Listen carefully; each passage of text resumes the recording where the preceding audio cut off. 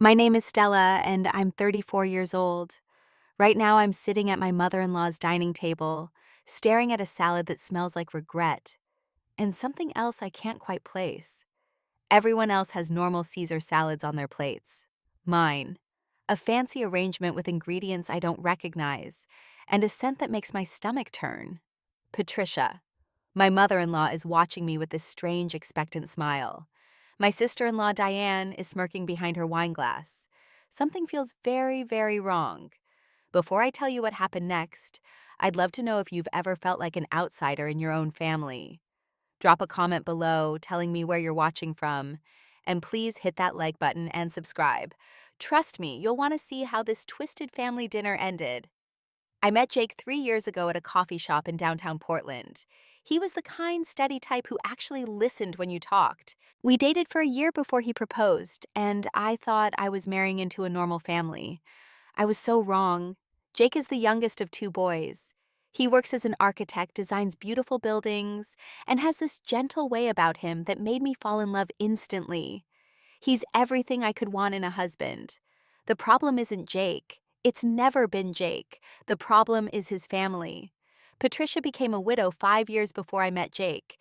She lives in this massive house in the suburbs, the kind with perfectly manicured lawns and rooms that echo when you walk through them alone. She's 62 now with silver hair she keeps in an elegant bob and a wardrobe full of pastel cardigans. On the surface, she's the picture of a refined, grieving mother.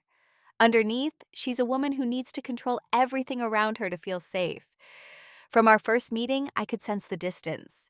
Patricia would smile at me, ask polite questions about my work in marketing, nod at appropriate moments. But her eyes never quite warmed up.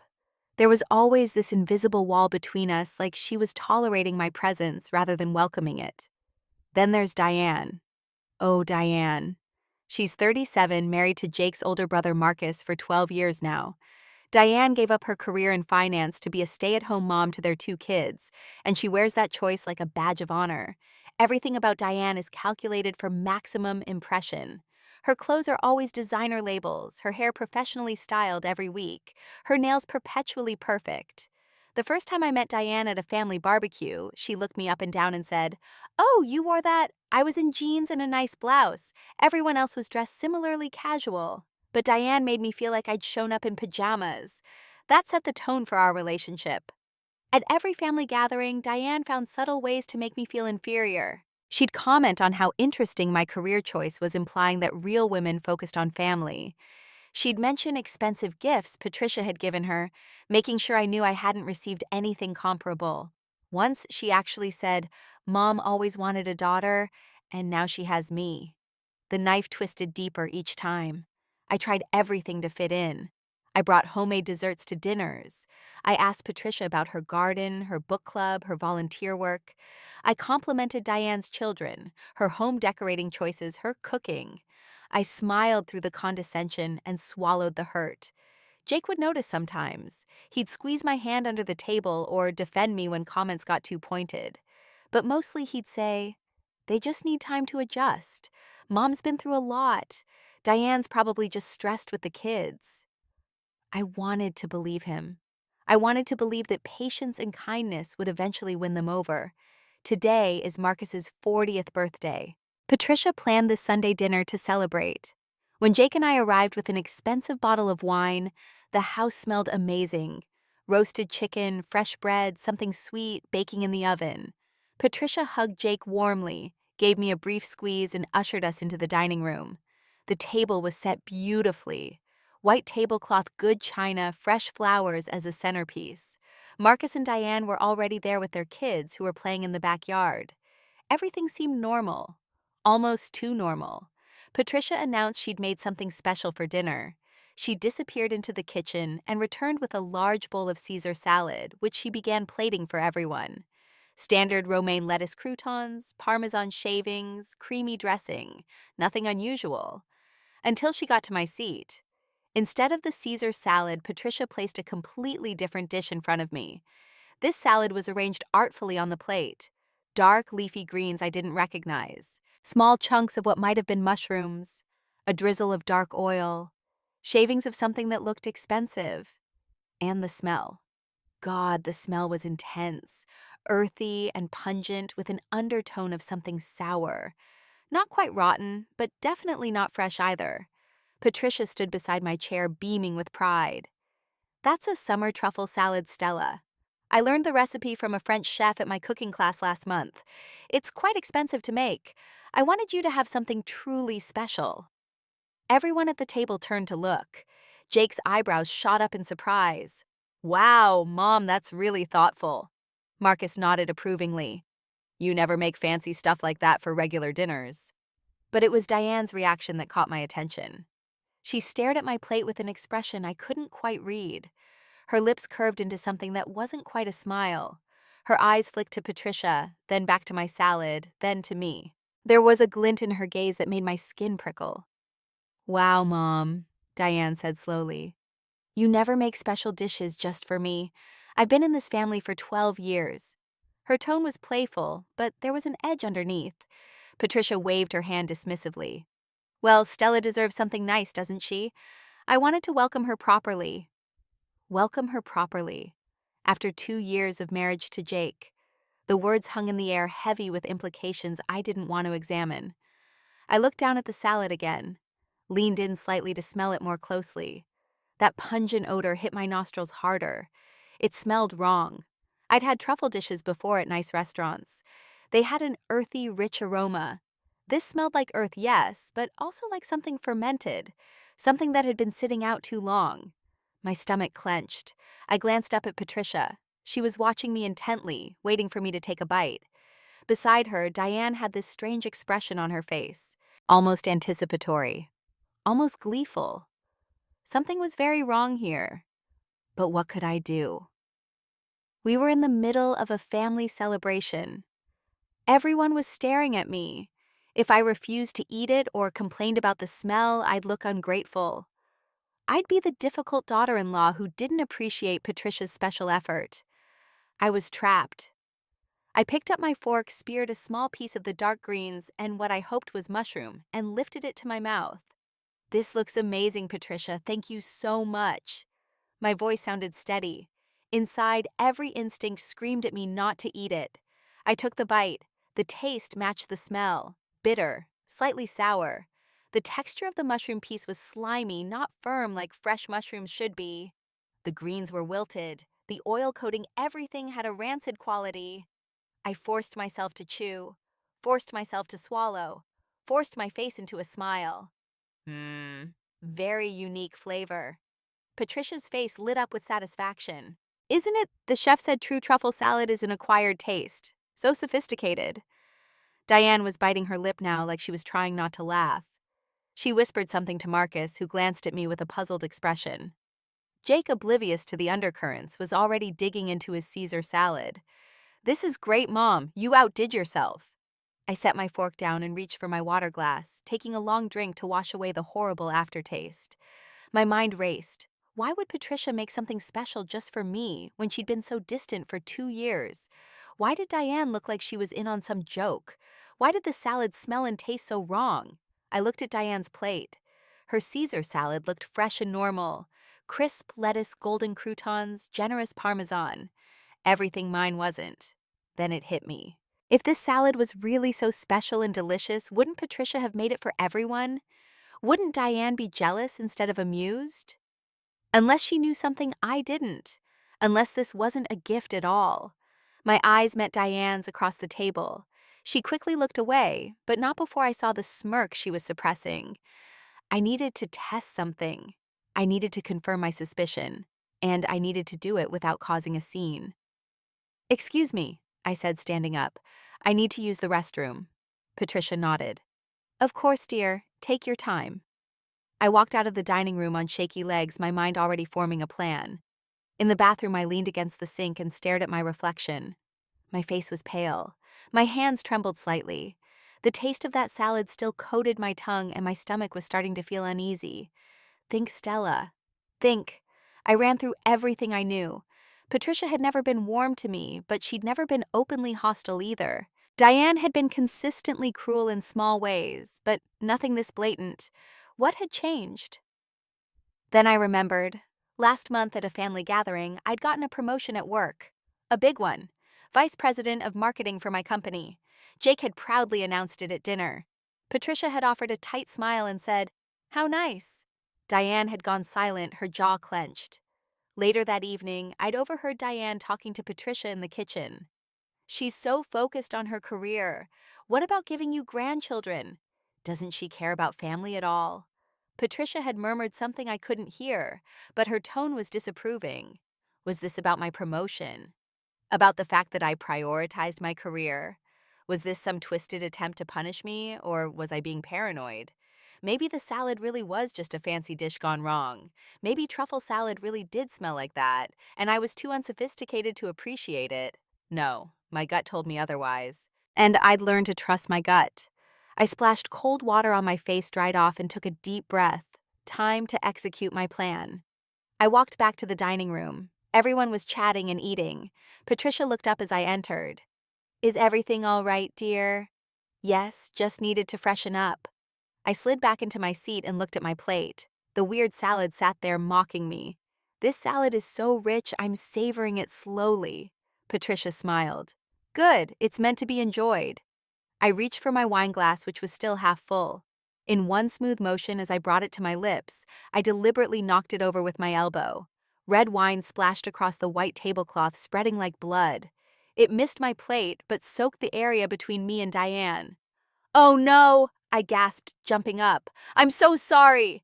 Everyone sprang into action. Jake grabbed his napkin. Marcus stood up to avoid the spreading wine.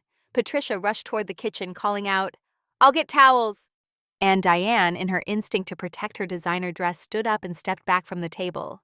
In that moment of chaos with everyone focused on the wine spill, I did what I'd come back to do. I switched our plates.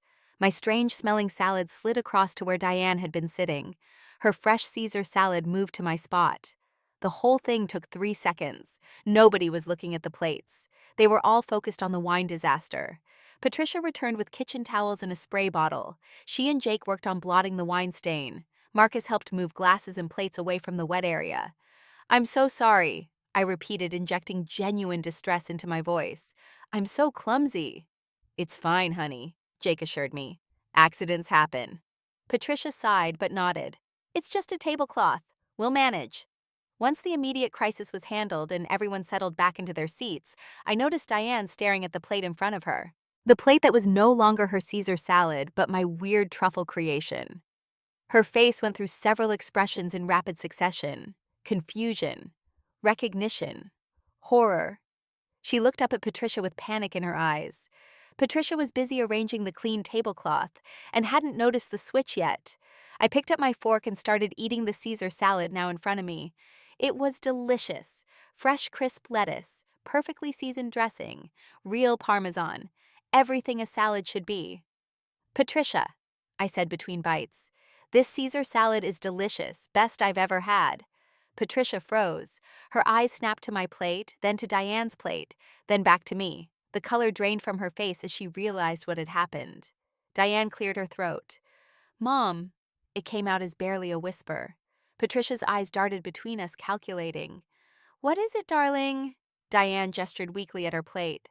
"This is—" I interrupted, my voice bright and innocent. "I think the plates got mixed up somehow during the wine spill.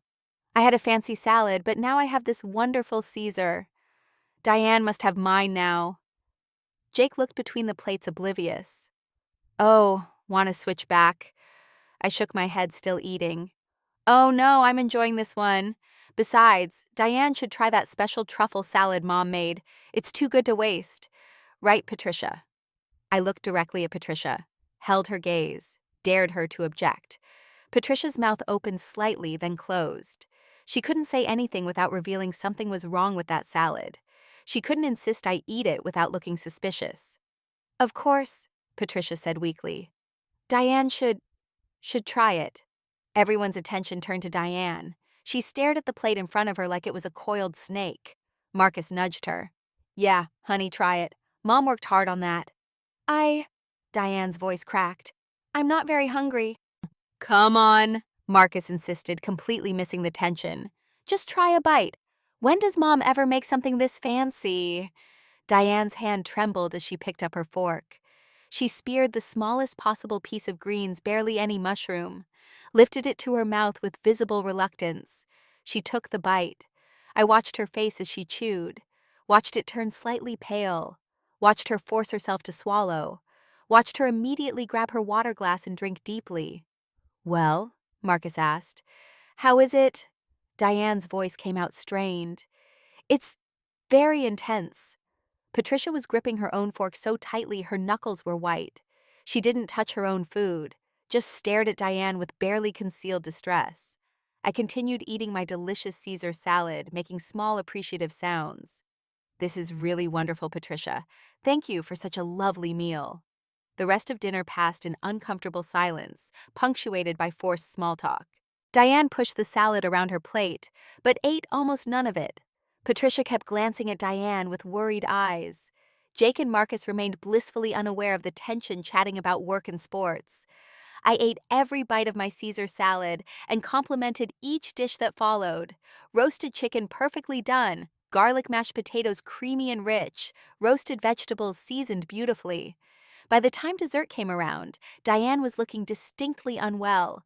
Her face had a greenish tinge. She kept pressing her hand to her stomach. "Are you okay?" Marcus asked his wife. "I think I'm getting a headache," Diane said, which was clearly a lie. It wasn't her head that was bothering her. Patricia stood up quickly. "Why don't you go lie down upstairs, dear?" "I think I will." Diane practically fled from the dining room. After she left, Patricia turned to Marcus. "Maybe you should check on her." "She's fine," Marcus said, finishing his wine. "She gets headaches sometimes." But I knew better. That wasn't a headache. That was whatever had been wrong with that salad starting to affect her. After the main meal, I volunteered to help Patricia clean up. Jake and Marcus moved to the living room to watch a football game. The kids were still playing in the backyard. It was just Patricia and me in the kitchen. I carried plates to the sink while Patricia loaded the dishwasher. The silence between us was thick enough to cut. Finally, Patricia spoke. "You seem to enjoy your salad." Her tone was cold, flat, nothing like the warm mother-in-law voice she usually used around Jake. I rinsed a plate carefully before responding. "Yes, thank you, though I was surprised you made something special just for me." "Well," Patricia's jaw tightened, "I thought you deserved something unique." The way she said unique sent chills down my spine. This wasn't about being nice. This never had been. I turned to face her directly. "What was in that truffle salad, Patricia?" The one Diane ended up eating. Patricia's hand stilled on the plate she was holding. "Just arugula truffle oil parmesan. Typical ingredients." "It had a very distinct smell," I pressed. "Not like any truffle I've had before." "French truffles are different," Patricia said quickly, not meeting my eyes. "Different how?" "They're more pungent, more acquired taste." I moved closer.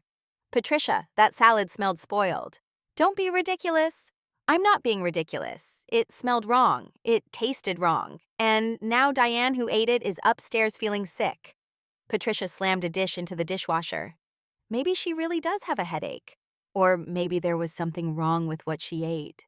If you're suggesting I would deliberately serve spoiled food, I'm not suggesting anything, I'm stating facts.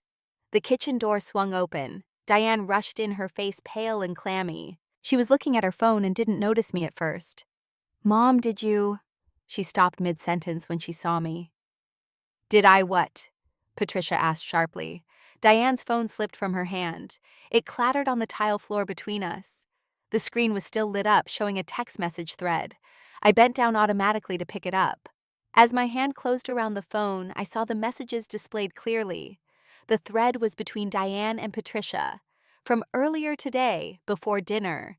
Diane's message: "Did you add the spoiled mushrooms like we discussed? She'll just think it's fancy ingredients, LOL." Patricia's reply: "Yes, in the special salad. She won't know until it's too late." Time seemed to stop. I read the messages again to make sure I wasn't hallucinating. Spoiled mushrooms. They had deliberately put spoiled food in that salad. They had planned to make me sick. They had conspired together to humiliate me. "That's mine." Diane snatched the phone from my hand, but it was too late. Our eyes met. She knew I'd seen it. The guilt on her face confirmed everything. "Did you—" I couldn't even finish the sentence. My hands were shaking. Did you read my private messages? You tried to poison me, I said. My voice came out eerily calm. Patricia's face drained of all color. Poison is a strong word. What else would you call feeding someone spoiled food? Diane backed toward the door. It wasn't poison, just enough to give you an upset stomach. Just an upset stomach. My voice rose. You deliberately tried to make me sick. You don't understand. Diane said, tears forming in her eyes now. Crocodile tears.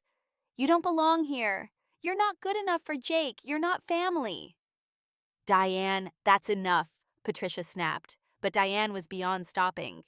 No, you said it yourself, Mom. You said she's not like us, that she'll never fit in, that she cares more about her job than family. We just wanted her to leave, to stop coming to our dinners. The truth spilled out like poison of its own kind. I turned to Patricia. Is that true? You said those things? Patricia's silence was answer enough. I wanted to teach you a lesson, Patricia finally admitted. Her voice was quiet but firm. You're too independent, too modern. You don't respect family traditions. You put your career before everything. I thought if you got sick at our dinner, you'd be embarrassed enough to stop coming. Maybe you'd even leave Jake. The cruelty of it took my breath away. And you thought that was acceptable. I thought it was necessary. The kitchen door opened again. Jake stood there, his face confused. What's all the yelling? I could hear you from the living room. He looked at me, at his mother, at Diane, trying to understand what he'd walked into. Your mother and Diane put spoiled mushrooms in my salad, I said. My voice was steady, now cold with fury. They wanted to make me sick. They wanted to humiliate me. Jake's face went blank with shock. What? That can't... He looked at Patricia, at the guilt written across her face, at Diane, who was crying openly now. Mom, Jake said slowly, tell me that's not true. Patricia lifted her chin. Sweetheart, you don't understand. I understand perfectly. Jake's voice rose something I'd rarely heard. You tried to hurt my wife. Marcus appeared in the doorway. What the hell is going on? Your wife and my mother tried to poison Stella, Jake said. Poison is such a harsh word. Patricia tried again. What would you call it? I demanded. You put spoiled food in my meal. You watched me eat it. You smiled while doing it. What is that if not poisoning someone? Marcus looked at Diane. Is this true?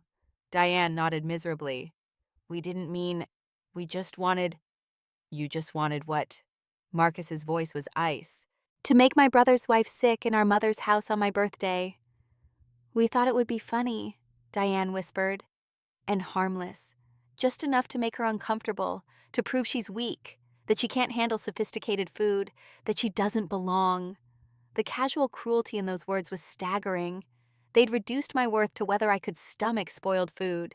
They'd plotted and schemed and smiled while serving me something that could have seriously hurt me. How long? I asked. How long have you been doing things like this? Diane and Patricia exchanged glances. This was the first time we... Patricia started. Don't lie. My voice cut through her excuse. This was just the first time you went this far? How many other little cruelties? How many other plans? Silence answered me. Damning silence. I turned to Jake, looked at the man I loved standing there, finally seeing his family for what they truly were. I can't believe this, he said quietly. I can't believe you do this, Mom. And Diane, he shook his head. All this time Stella said she felt unwelcome. I told her she was imagining things. I told her to give you time. And you were actively trying to hurt her. We were protecting you, Patricia said desperately. She's not right for you, Jake. She's too focused on herself, on her career. She'll never give you children. She'll never put family first. That's not your decision to make, Jake's shout echoed through the kitchen. I married Stella because I love her, because she's smart and strong and independent. Those aren't flaws. They're why I chose her. Patricia flinched like she'd been slapped. I stood there surrounded by the wreckage of family bonds and felt something shift inside me. The hurt was there, sharp and deep, but underneath it was something else, something harder, stronger, clarity.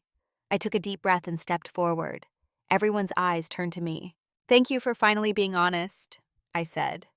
My voice was steady, calm, the kind of calm that comes after a storm when you realize you're still standing. Jake moved toward me. "Stella, we're leaving right now." I held up my hand. "No, I need to say something first." Jake stopped waiting. Patricia and Diane both looked wary. Marcus stood in the doorway, arms crossed, watching. I looked at Patricia first. "For 2 years, I've tried to be the perfect daughter-in-law. I brought gifts to every gathering. I smiled through your cold comments. I ignored Diane's constant jabs. I learned your favorite desserts and made them from scratch. I asked about your life, your interests, your feelings. I did everything I could think of to earn your approval." Patricia opened her mouth to speak. I continued before she could.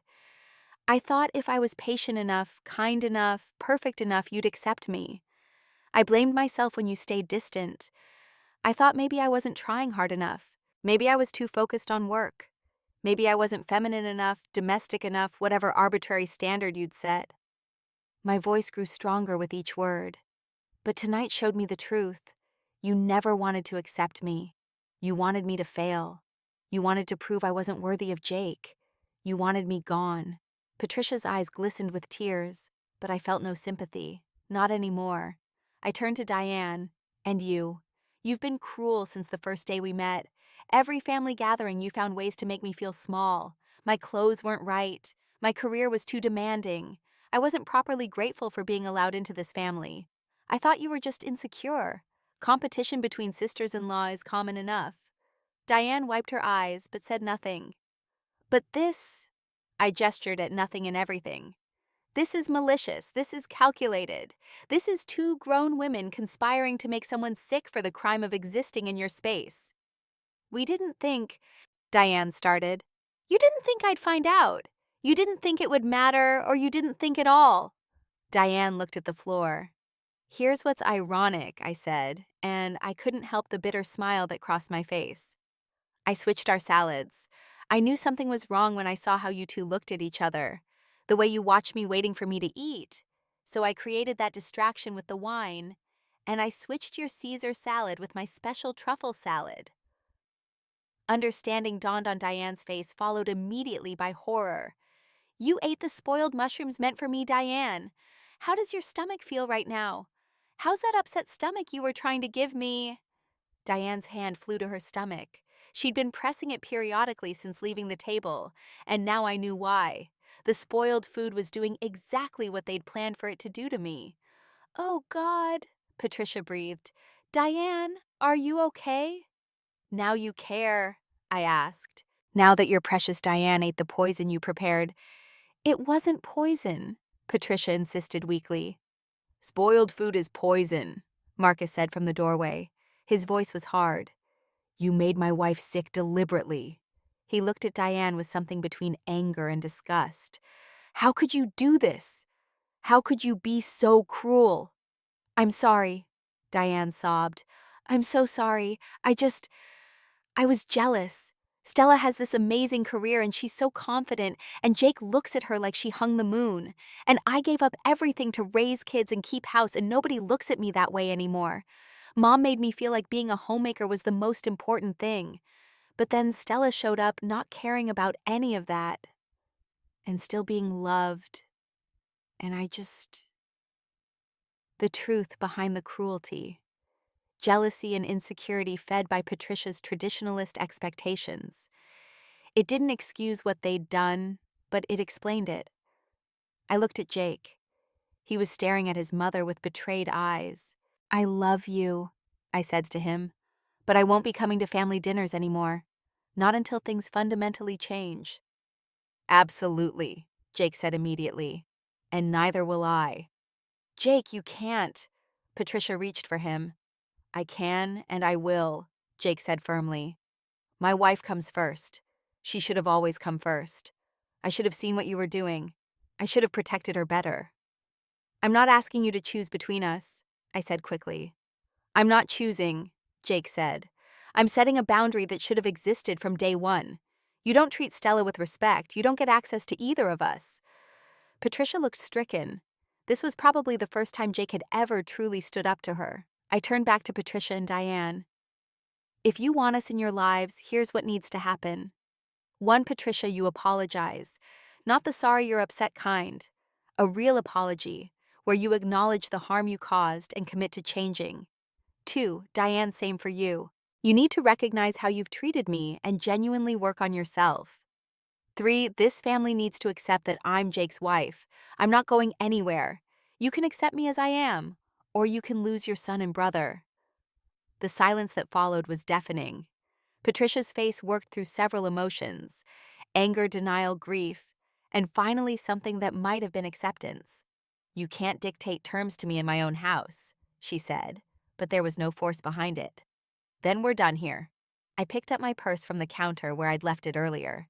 Jake moved immediately to my side. Let's go. As we headed toward the door, I paused and looked back at Diane. She was leaning against the counter, still holding her stomach, tears streaming down her face. By the way, Diane, I said, you should probably call a doctor. Spoiled mushrooms can cause serious food poisoning. Hope that lesson you wanted to teach me was worth it. We walked out of that house into the cool evening air.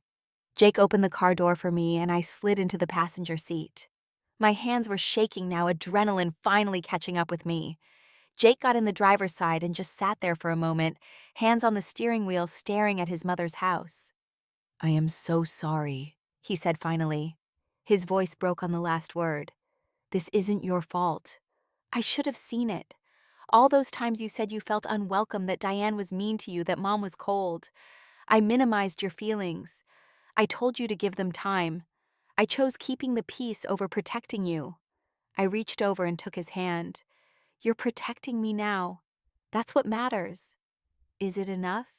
Yes. We drove home in silence, but it wasn't an uncomfortable silence.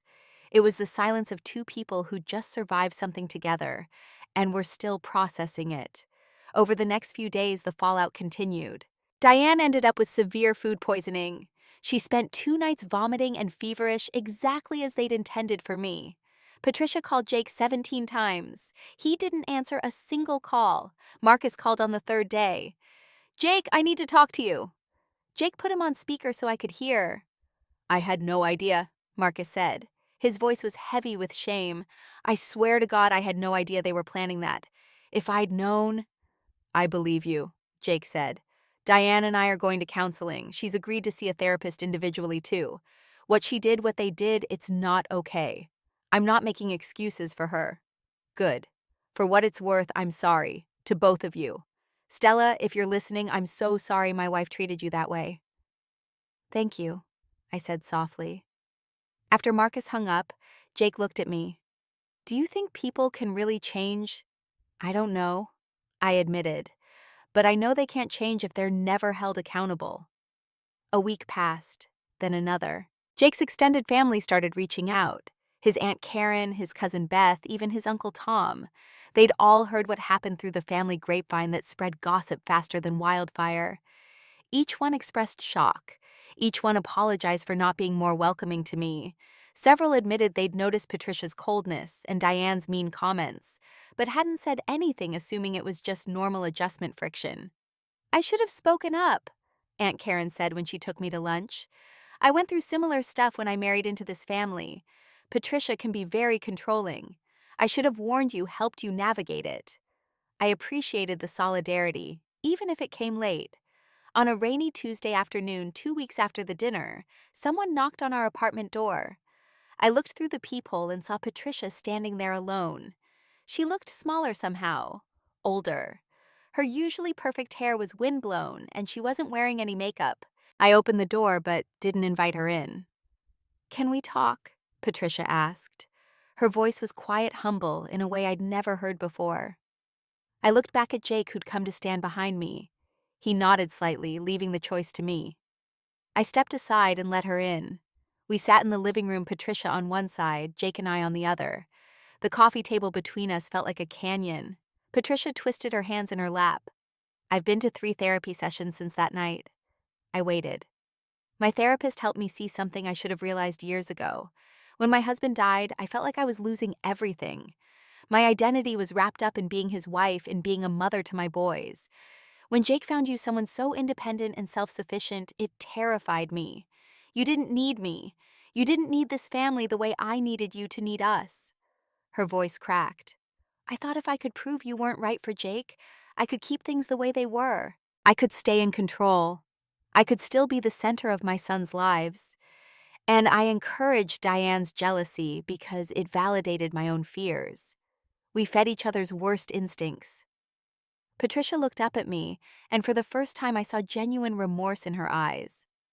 "What I did was cruel and dangerous and unforgivable. You could have gotten seriously sick.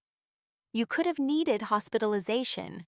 And even if the mushrooms had only made you mildly ill, the emotional damage, the breach of trust, the maliciousness of it, I have no excuse." She pulled out a folded piece of paper from her purse and handed it to me.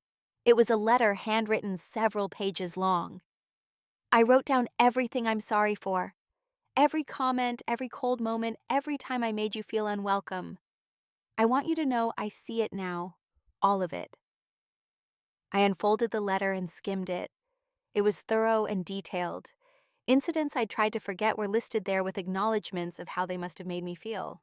"I don't expect you to forgive me," Patricia continued.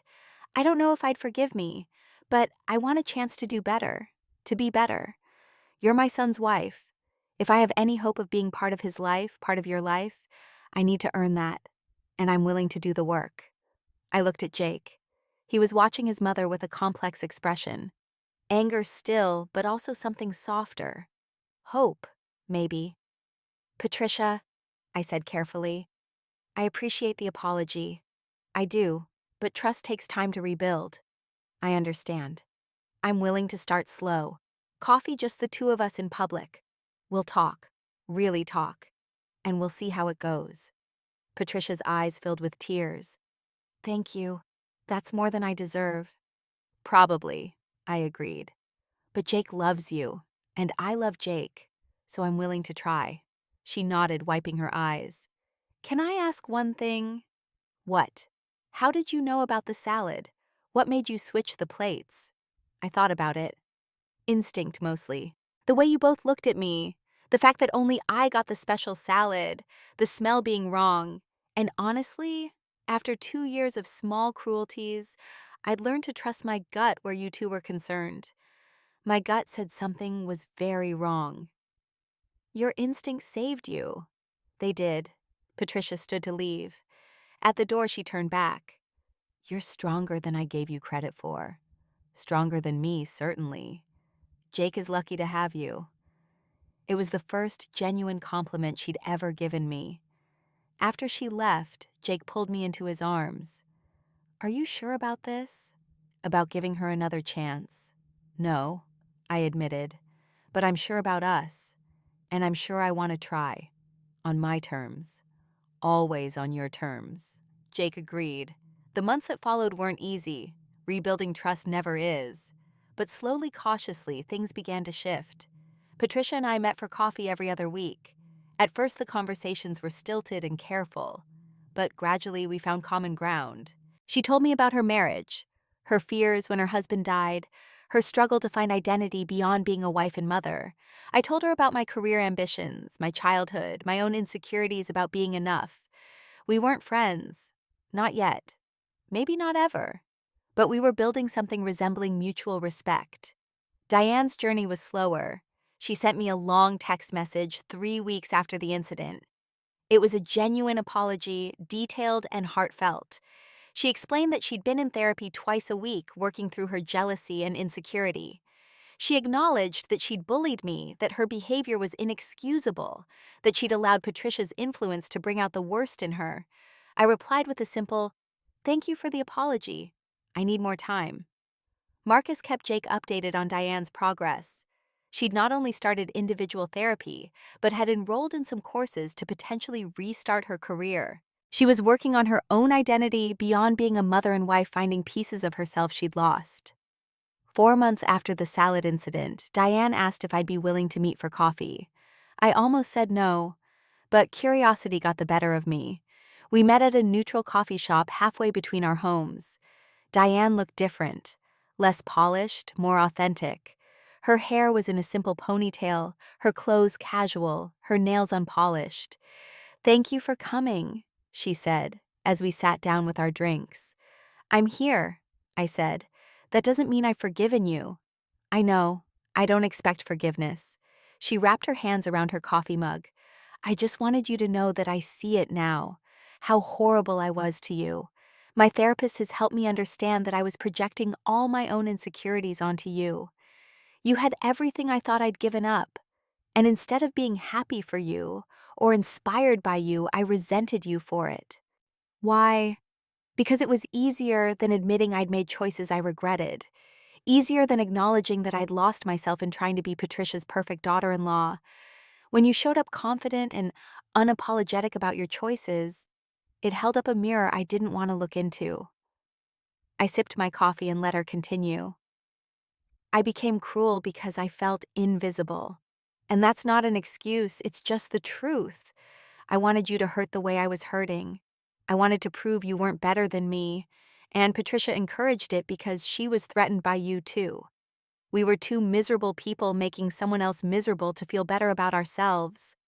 "That's a pretty accurate assessment."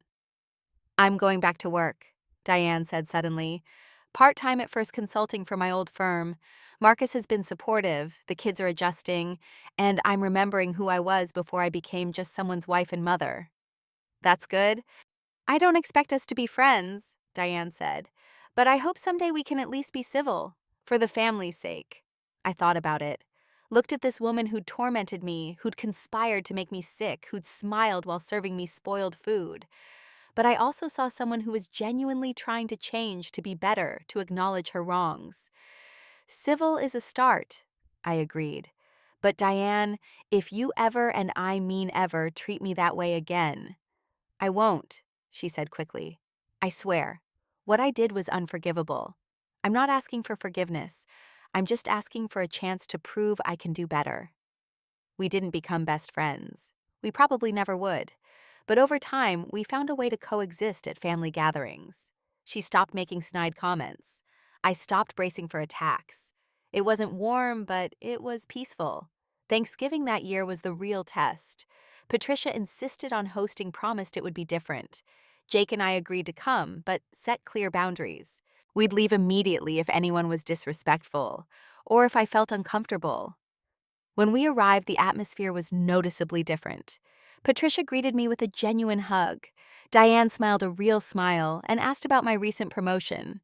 The dinner conversation flowed naturally. Patricia asked thoughtful questions about my work. Marcus shared funny stories about his kids. Diane talked about her return to consulting and actually seemed happy. Jake squeezed my hand under the table and I squeezed back. Midway through the meal, Diane set down her fork. "I need to say something." Everyone looked at her. "I owe Stella a public apology." Diane's voice was steady but emotional. "Last spring, I did something terrible. I conspired with Patricia to put spoiled food in Stella's meal. We wanted to make her sick. We wanted to humiliate her because we felt threatened by her. It was cruel and dangerous and wrong." Some of the extended family members gasped. Others nodded they'd already heard through the grapevine. "Stella didn't deserve any of it," Diane continued. "She'd done nothing but try to be part of this family. And I repaid that kindness with bullying and malice. I'm deeply ashamed of my actions. I'm working hard to be better. But I wanted to acknowledge it publicly because Stella deserves that." The table was silent for a moment. Then I spoke.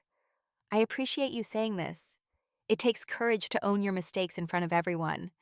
I'm not going to say I've completely forgiven you or Patricia, but I do acknowledge that you're both trying to change. And that means something." Patricia added, "I want to second everything Diane said. What we did was inexcusable. Stella, you've shown tremendous grace in even giving us the opportunity to earn back your trust." Jake's Aunt Karen raised her glass. "To Stella, for having the strength to stand up for herself and the grace to allow for growth." Everyone raised their glasses, even Diane and Patricia. It wasn't perfect. There were still awkward moments, still underlying tensions. But it was progress. As the evening wound down and Jake and I prepared to leave, Patricia walked us to the door. "Thank you for coming," she said. "Thank you for the genuine effort," I replied. She handed me a small gift bag. "This is for you. Open it when you get home." In the car, I opened the bag. Inside was a jewelry box.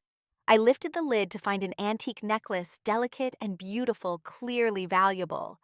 There was a note. This belonged to Jake's grandmother. She was a strong woman who didn't let anyone diminish her light. It should belong to someone like her. Someone like you. I showed Jake. His eyes got misty. "That's Gran's necklace," he said. "Mom treasured it. She used to say she'd give it to her daughter someday." "She's giving it to me," I said softly. "She's saying you're her daughter now. Really, truly." I put the necklace back in the box carefully. It was a gesture, a symbol. Not forgiveness earned yet, but a promise of continued effort. Over the next year, the family dynamics continued to evolve. Patricia and I developed a cautious but genuine relationship. She respected my boundaries, asked before giving advice, and stopped trying to control Jake's choices. We'd never be as close as she was with Diane, but we found our own rhythm. Diane and I became something like friendly acquaintances. We could have pleasant conversations at family events. She occasionally asked my advice about her career transition. I gave it freely. The past wasn't forgotten, but it wasn't the defining feature of our relationship anymore. Most importantly, Jake and I grew stronger through it all. The crisis had forced us to communicate better, to prioritize each other more clearly, to build a partnership that could withstand family pressure. By the following Christmas, I actually looked forward to family gatherings. They were no longer sources of anxiety, but opportunities to connect with people who'd learned to value me. One evening, after a particularly nice family dinner, Jake and I drove home hand in hand. "Can I tell you something?" I asked. "Always." "I'm glad it happened. The salad thing, all of it." Jake looked at me in surprise. "Really? Not because I enjoyed being hurt, or because what they did was okay, but because it forced everything into the open. It forced me to stand up for myself. It forced them to confront their behavior. It forced you to set boundaries with your family. Without that catalyst, we might have gone on for years with this slow poison of resentment and passive aggression." I never thought of it that way. Sometimes you need something to smell off before you realize you've been swallowing poison all along. Jake laughed. "That's dark." But true. Looking back now, 2 years after the salad incident, I can see how much has changed. Patricia is still working on herself, still attending therapy, still learning to let go of control. We have coffee regularly, we talk about real things. She asks about my life not to judge, but to genuinely understand. She's become a better mother-in-law by learning to be less of a mother and more of a peer. Diane is thriving in her career. She's found balance between work and family that makes her happy. She and Marcus seem stronger. And while Diane and I will never be close friends, we've found mutual respect. She sends me work-related articles sometimes. I send back thoughts. It's a small connection, but it's authentic. The extended family has rallied around us. They've made efforts to include me more intentionally, to make sure I feel genuinely welcome rather than just tolerated. Family gatherings are enjoyable now, not endurance tests. But the most important growth has been in myself. I learned that standing up for yourself isn't mean or aggressive. It's necessary. It teaches people how to treat you. It sets the foundation for genuine relationships, rather than ones built on walking on eggshells. I learned that forgiveness doesn't mean forgetting. It means releasing the anger that hurts you more than it hurts them. I've forgiven Patricia and Diane for my own peace, not because they earned it, but because carrying that anger was exhausting. I learned that trust isn't given freely. It's earned through consistent actions over time. Patricia and Diane have been earning it back slowly and steadily through changed behavior, rather than empty promises. I learned that family isn't always about blood. It's about respect and effort, and choosing to show up for each other, even when it's hard. Jake's family is my family now truly, because we've all done the work to make it so. Most importantly, I learned to trust my instincts. That moment when I smelled the salad and knew something was wrong when I saw the looks exchanged and felt danger when I decided to switch the plates, that was me protecting myself. That was me refusing to be a victim. That was me taking control of a situation designed to diminish me. I'm stronger now, not because of what they did to me, but because of how I chose to respond. I didn't crumble. I didn't run. I stood my ground, set my boundaries, and demanded the respect I deserved. The spoiled mushroom salad was meant to be a weapon against me. Instead, it became a catalyst for transformation. Not just for Patricia and Diane, but for me too. I don't know what your salad moment will be. Maybe it won't be food at all. Maybe it'll be a comment, a betrayal, a moment when someone shows you exactly who they are and what they think of you. But when that moment comes, and it will come, trust your instincts. Protect yourself.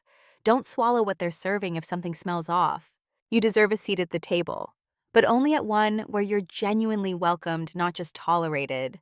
Only at one where the food isn't poisoned with resentment and malice.